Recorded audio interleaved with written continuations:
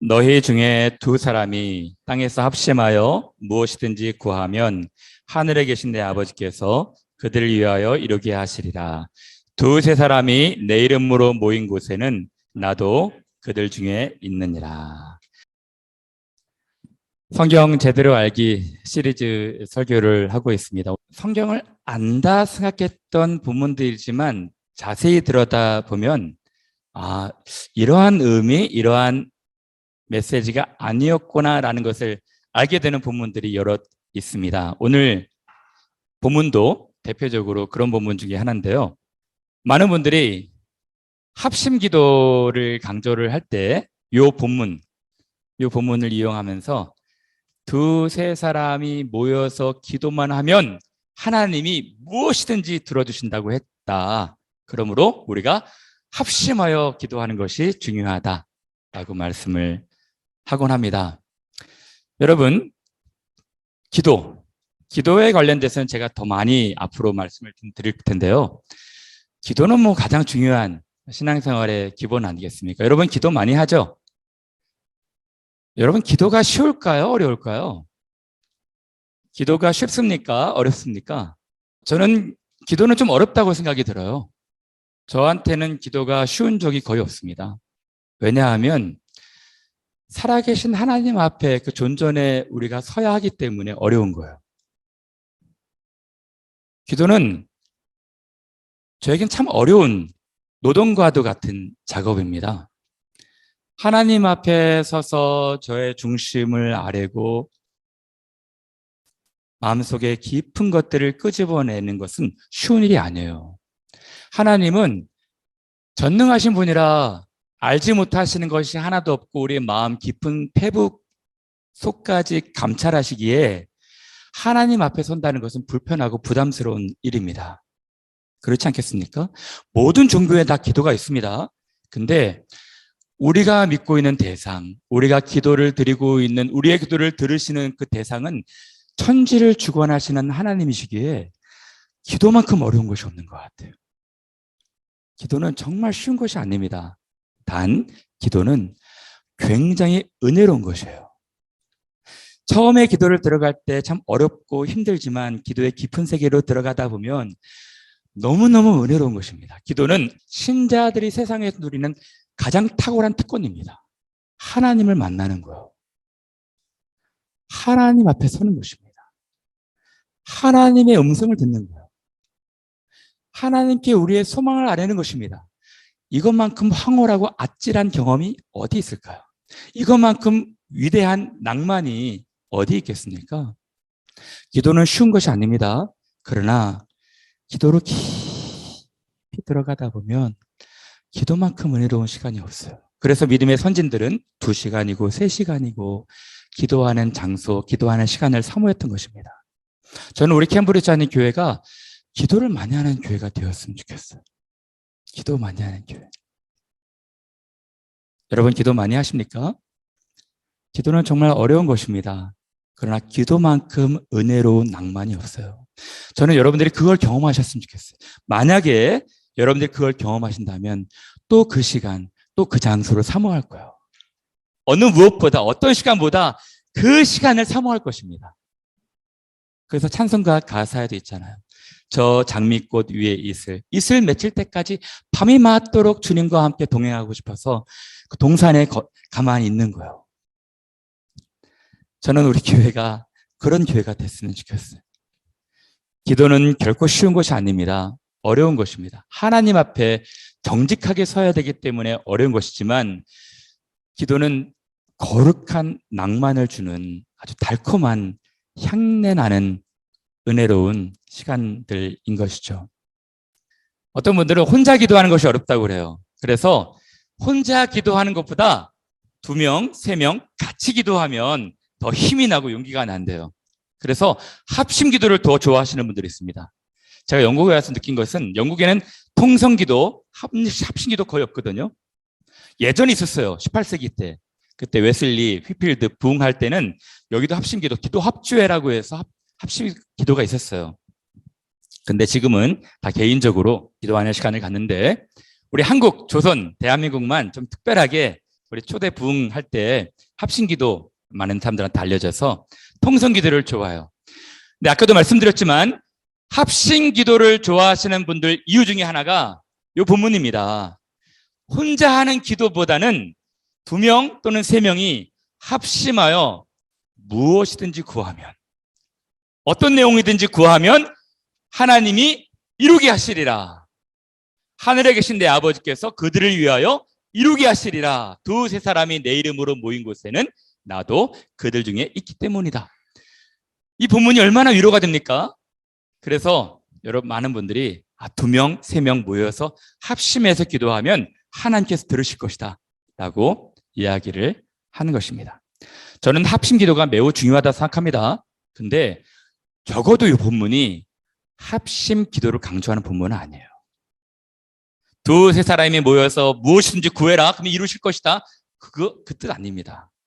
그래서 오늘은 이 본문이 우리에게 의미하고 있는 것이 무엇인지, 또는 요 18장, 마태복음 18장 전체가 우리에게 주시는 메시지가 과연 무엇인지 성경 제대로 알기 시간을 좀 갖도록 하겠습니다. 오늘 본문을 알기 위해서는 18장 15절부터 봐야 됩니다. 본문의 컨텍스트, 요 텍스트를 알기 위해서는 컨텍스트를 봐야 되거든요. 컨텍스트에서 어떤 의미로 요 텍스트를 가지고 왔는지 한번 공부하시고 우리 교훈을 받는 시간 됐으면 좋겠습니다. 첫 번째 15절입니다. 요 본문은 기도를 강조하는 본문이 아니라 사실은 용서를 강조하는 본문이에요. 그래서 내 형제가, 우리 공동체 중에 어떤 사람들이 죄를 범하거든, 여러분들의 마음에 아프게 하거든, 여러분들에게 상처를 주거든, 여러분들 섭섭해 하거든, 해결해 보라는 것입니다. 해결하는 노력을 가지라는 거예요. 내 형제가 얼마든지 죄를 범할 수 있습니다.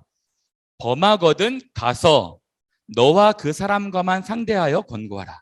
알리지 말고 그 사람을 용서하고 싶다면 그 사람에게 가서 그 용서를 권면하고 그 사람과 상대해서 설득해서 문제를 해결하는 것입니다. 만일 그 형제가 들으면 네가 내 형제를 얻은 것이요, 용서해서 그 형제를 얻은 것이라고 말하는 것입니다.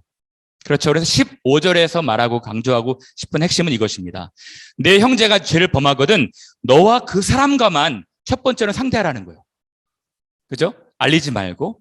근데 그 형제가 무시하고 빈정거리고 말을 듣지 않거든 문제 해결을 위해서 그 사람이 이해하고 그 사람을 잘 아는 2-3사람과 같이 가라는 거예요. 만일 듣지 않거든 한두 사람을 데리고 가서 2-3 증인의 입으로 말마다 확증하게 하라. 어떤 A라는 사람과 B라는 사람이 문제가 생겼어요. 이 문제를 풀기 위해서는 2사람이 풀어야겠지만 그것이 가능하지 않을 때에는 더 믿을 만한 증인 1사람 또는 2사람, 2-3사람을 데리고 가라는 것입니다. 그럼 왜 2-3사람일까요? 고대 이스라엘의 전통입니다. 신명기에 이렇게 말씀하고 있어요. 재판을 하기 위해서는 모든 죄에 관하여는 한 증인으로만 하지 말라는 것입니다. 왜냐하면 그 한 사람을 자기 친한 사람으로 또 자기가 매수해서 재판이 굴절될 수 있지 않습니까? 한 사람으로 족하지 않는다는 것입니다. 고대에는 뭐 CCTV도 없었고 어떤 증거를 채택할 만한 많은 것이 없었잖아요.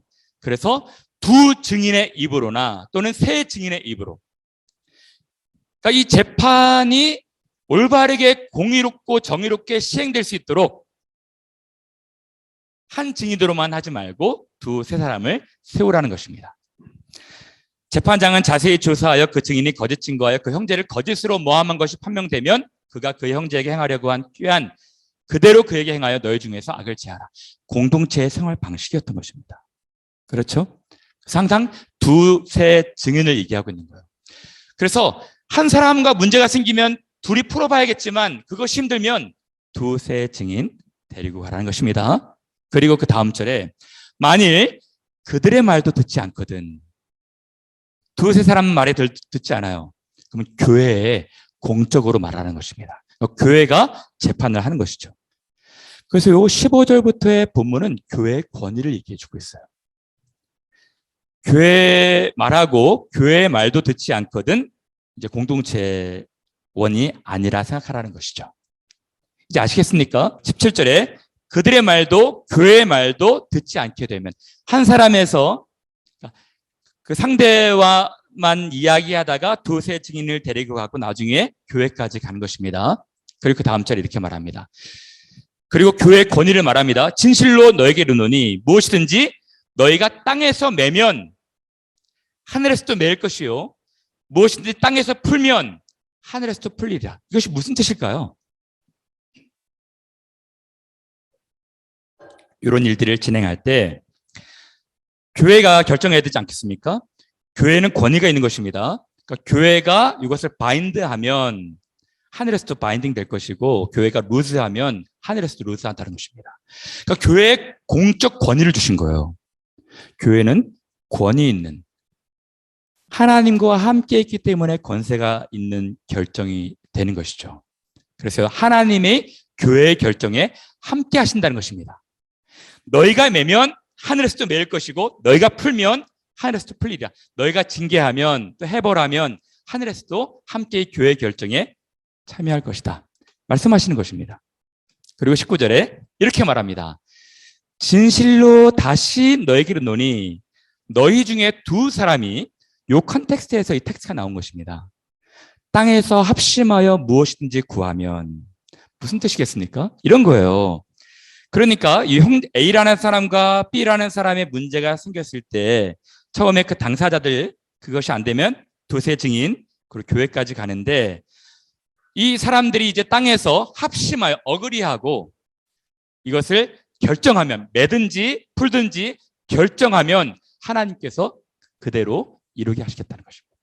그 뜻입니다. 다시 말씀을 드리면 두 사람이 합심하여 그러니까 교회가 합심하여 매든지 풀든지 무엇이든지 구하면 하나님께서 그대로 이루게 하신다는 것입니다. 이제 아시겠죠? 그래서 19절에 뜬금없이 두 사람이라는 단어가 나오는데 뜬금없이 나온 얘기가 아니고요. 이미 16절에 두세 증인이 나온 것입니다. 그래서 한 사람이 범죄하면 한두 사람, 두세 개 증인을 데리고 가서 그들과 함께 문제를 풀라는 거예요.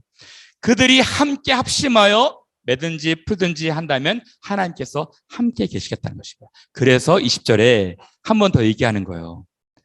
20절에 왜냐하면 for라는 단어가 나옵니다. 두 사람이 합심하여 매든지 풀든지 하나님께서 함께 하실 것인데 왜냐하면 하나님이 두세 사람이 자기의 이름으로 모인 곳에 함께 계시기 때문이라는 것입니다. 이제 아시겠죠?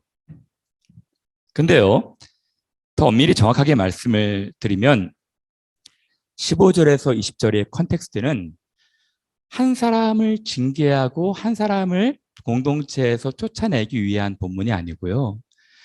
내 형제가 내게 죄를 범하거든 그냥 못 볼 사람처럼 핀잔 주고 영원히 못 만날 사람처럼 헤어지고 이별하고 결별하고 그런 뜻이 아니라 최선을 다해서 용서하고 화목의 길들을 찾으라는 것입니다. 그 형제를, 연약한 형제를, 죄를 범한 형제를 다시 세워주라는 그런 컨텍스트입니다. 그래서 이 본문은 기도를 말하고 있는 가르침이 아닌 것이죠. 두세 사람이 합심하여 무엇이든지 구하면 그대로 이루리라. 딱 그 텍스트만 떼어넣어서 보면 안 되는 것입니다. 두세 사람이 합심하여 구하면 이 텍스트는 기도에 대한 가르침이 아니라 용서 또는 용납과 사랑에 대한 가르침이에요. 내 형제가 죄를 범하거든 최선을 다해서 노력하라는 거예요. 설득해서 안 되면은 함께 더불어 기도해주고 그리고 교회에서도 그 형제를 다시 일으킬 수 있도록 재기할 수 있도록 노력하라는 것입니다. 그래서 여러분 이 본문을 조금 더 자세하게 보기 위해서는 18장 전체 맥락을 봐야 될 것 같아요. 18장 전체 맥락을 본다면 여러분들이 더 명확하게 본문을 이해할 수가 있게 될 것입니다.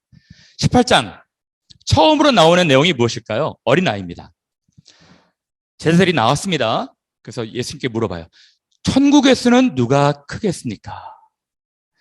예수님, 우리 12 제자 중에 다 서열과 클래스가 다른데요. 천국에 가면은 누가 제일 큰 사람이겠습니까? 라고 물어보는 것입니다. 예수께서 말씀하시죠. 어린아이들을 부르시면서 누구든지 어린아이처럼 자기를 낮추는 그 사람이 천국에서 큰 사람이다. 첫 번째, 그거를 가르쳐주고 싶었습니다.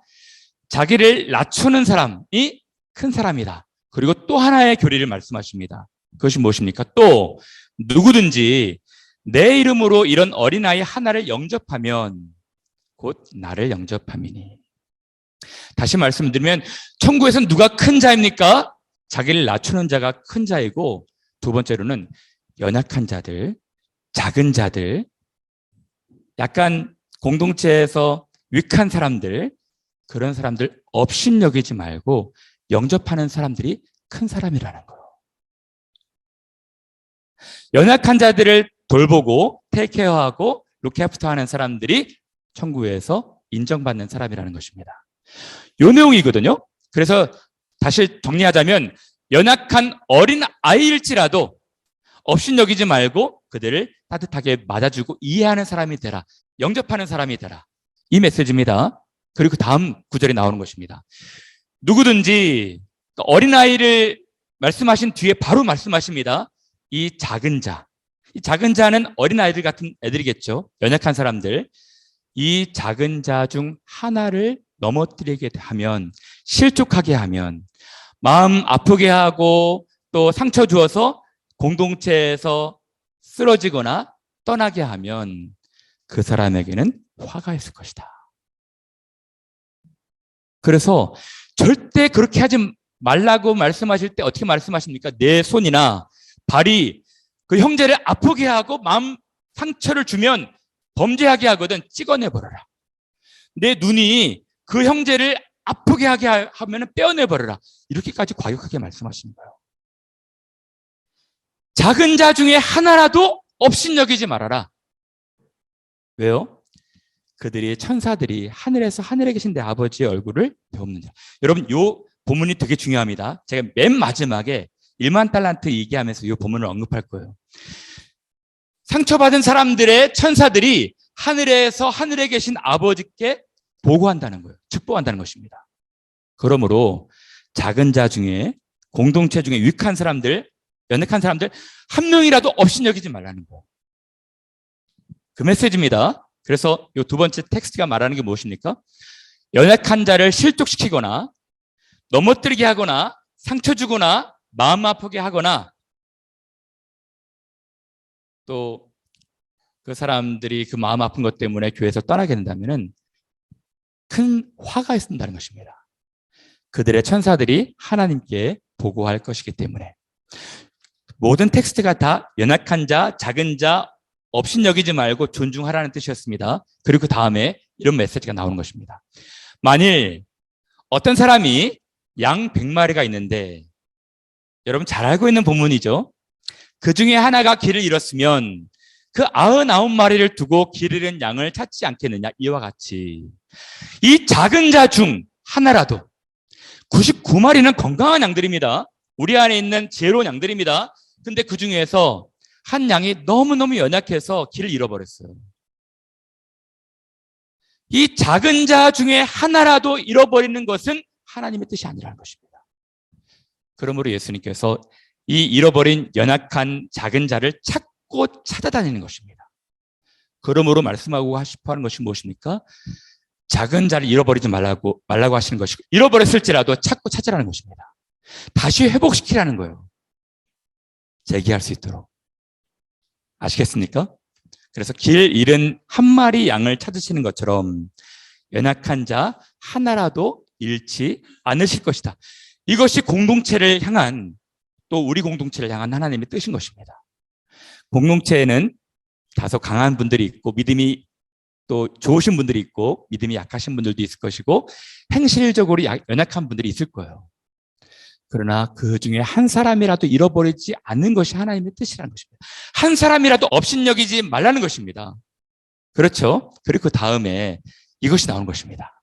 오늘 본문. 만일 내 형제가 죄를 범하거든, 이 공동체에서 너희에게 마음 아프게 하고 너를 힘들게 하거든, 최선을 다해서 설득하고 두세 사람과 함께 기도하고 합심하여 일들을 풀어가려고 하고 교회에서도 풀어가려는 노력을 하라는 것입니다. 그 뜻이에요. 아시겠습니까? 연약한 자가 죄를 범하거든 공동체가 우리의 일로 생각하고 우리의 아버지, 우리의 부모님, 우리의 형제의 일처럼 생각하고 그를 위해서 구하라는 것입니다. 그를 다시 세워주라는 거예요. 용납하고 용서하고 사랑하라는 것입니다. 이때 이 본문 다음에 베드로가 얘기합니다. 오늘 본문에 내 형제가 죄를 범하거든 이라 나왔죠. 또 베드로가 얘기하는 거예요. 연약한 자를 몇 번까지 용서해야 될까요? 본문에 이렇게 씁니다. 그때 베드로가 이럴 때 주여 형제가 내게 죄를 범하면 그렇죠? 형제가 저를 많이 아프게 하면 저를 힘들게 하면 몇 번이나 용서해 줄겠습니까? 7번까지 하면 될까요? 예수께서 7번뿐만 아니라 형제가 내 죄를 범하면 범할수록 다 용서해 주라는 거예요. 세지 말고. 아시겠습니까? 그래서 그 다음에 예수께서 이 위대한 비유를 말씀하신 거예요. 형제가 죄를 범하거든 7번 충분하겠습니까? 70번씩 7번이라도 해라. 베드로야. 베드로야, 내가 비유 하나 들어줄게. 하고 비유를 말씀하시는 거예요. 어떤 비유였습니까? 천국은 하나님 나라는 어떤 임금과 같다는 거예요. 무슨 말입니까? 임금의 마음과 같다는 거예요. 하나님의 나라는 하나님의 마음으로 가득한 사람들의 나라라는 것입니다. 하나님의 마음은 어떻습니까? 어떤 종이 1만 달란트를 빚졌지만 갚을 능력이 없음을 보고 그를 불쌍히 여겨. 임금이 갚을 능력이 없음을 보고 불쌍히 여겨서 그 빚을 다 탕감해 버렸어요. 근데 그 종이 나가서 자기에게 100데나리온, 노동자가 3개월 정도 일하면 되는 돈이거든요. 얼마 안 되는 돈입니다. 빚진 동료 한 사람을 만나서 붙들어 목을 잡고 빚을 갚으라 하매 그 동료들이 그것을 보고 딱하게 여겨 주인에게 알리니, 아까 이 본문이 제가 말씀을 드렸죠. 하늘의 천사들이 하늘에서 보고한다는 거예요. 우리 행실들을 다 보면서. 그것처럼 그 동료들이 그것을 보고 왕에게, 주인에게 알리는 것입니다. 그 다음에 어떻게 됐습니까? 이에 주인이 그를 불러다가 말하되 악한 종아, 내가 내 빚을 전부 탕감하여 주었거늘 내가 너를 불쌍히 여김같이 너도 내 동료를 불쌍히 여김이 마땅하지 아니하냐? 내가 너를 사랑한 것처럼, 내가 너를 용서한 것처럼 너도 친구를 용서하고 친구를 사랑한 것이 마땅치 아니하니? 그리고 그 유명한 말씀을 하신 것입니다. 너희가 각각 중심으로부터, 마음으로부터 형제를 용서하지 아니하면 나의 하늘 아버지께서도 너희에게 이와 같이 하시리라. 여러분, 이것입니다. 너희가 서로 용서하지 않으면 하늘에 계신 하나님 아버지께서도 너희에게 이와 같이 하실 것이다. 왜 그렇습니까? 아까도 말씀을 드렸지만 우리 하나님은요, 우리가 요람 때부터 무덤에까지 모든 죄를 다 품으시고 용서하시는 분이세요. 어떻게 그것이 카운팅 될 수가 있겠습니까?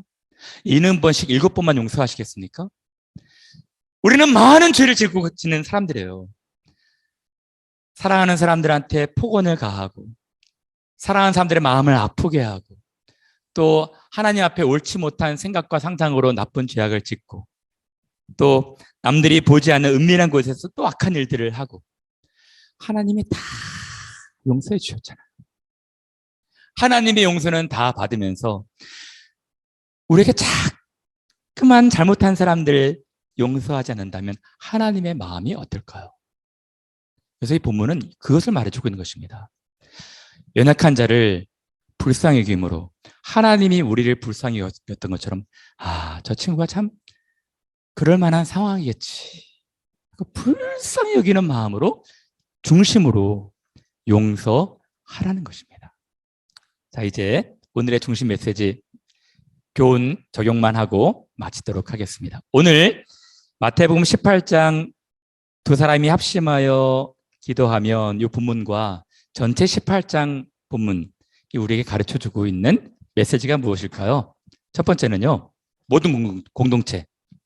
우리 공동체도 마찬가지입니다. 공동체에는요, 믿음이 강한 사람이 있고 믿음이 약한 사람이 있고 성숙한 사람이 있고 아직 시작하는 사람이 있고 다 다른 것입니다.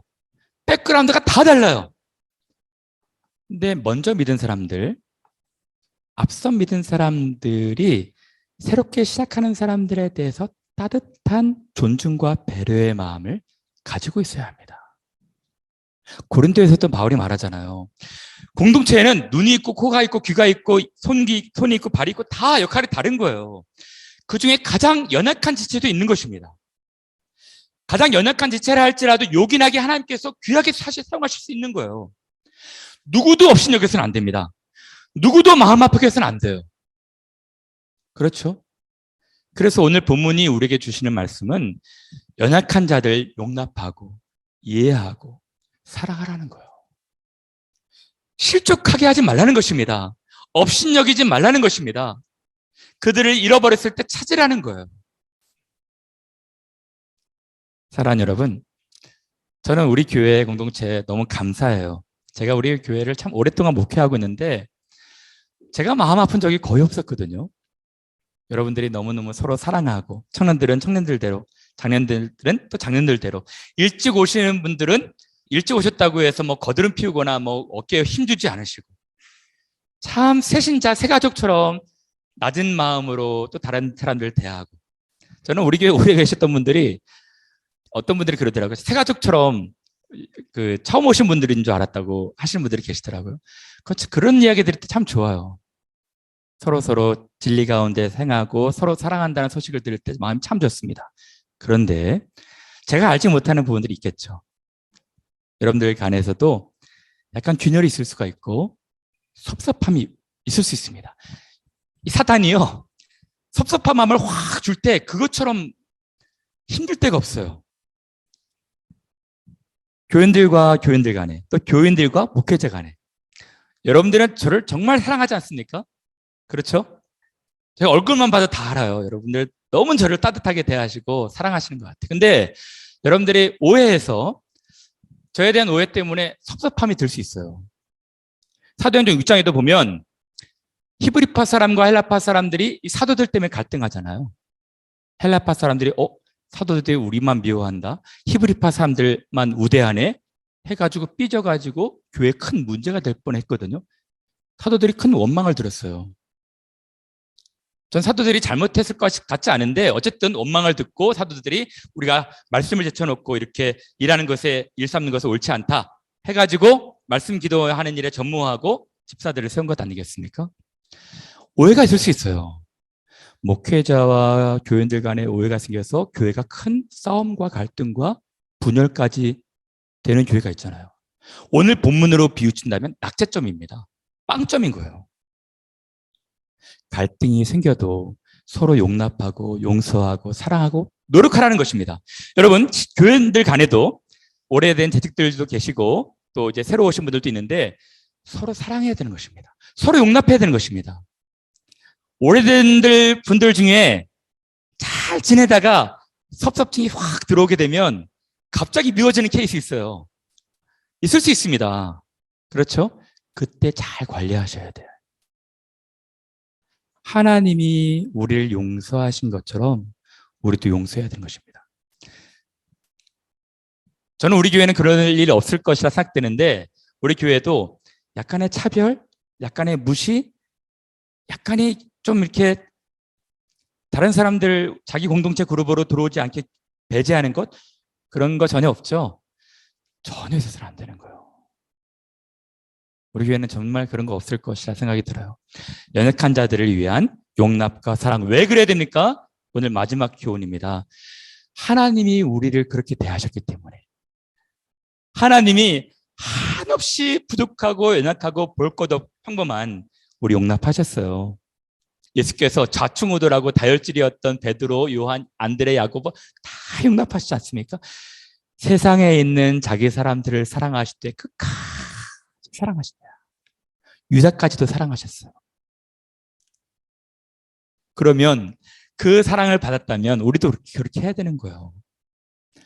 어린아이처럼 작은 자들 용납하고 업신여기지 않고 실족해 하지 말고, 그리고 70번씩 7번이라도 또 용서하고 또 용서하고, 그것이 우리를 향하신 하나님의 뜻인 것입니다. 사랑하는 여러분, 이제 말씀을 마칩니다. 여러분들이 그 연약한 자, 특히 공동체에서 유익한 사람들, 믿음이 아직 강하지 않은 분들 계속 들어주시고 이해하시고 용납하시는 그런 분들이 되셨으면 좋겠어요. 이역만리 타국 땅에서 하나님께서 귀하게 만나게 하신 동역자들 아니겠습니까? 하나님께서 코너 구석구석마다 귀한 진실한 친구들을 붙여주신 거예요. 모든 사람들이 우리의 동역자인 것입니다. 하나님의 나라 가는 순례길을 이 여정의 동역자들인 거예요. 좀 밉고 좀 마음에 안 든다 할지라도 서로 장점 보고 존중해주고 사랑하는 그런 공동체가 되기를 바랍니다. 우리 사랑하는 히무레치 한인교회, 연약한 자를 존중하고 돌보고 잃어버렸다면 찾고 그들을 사랑하는 용납하는 우리 귀한 교회 되기를 바랍니다.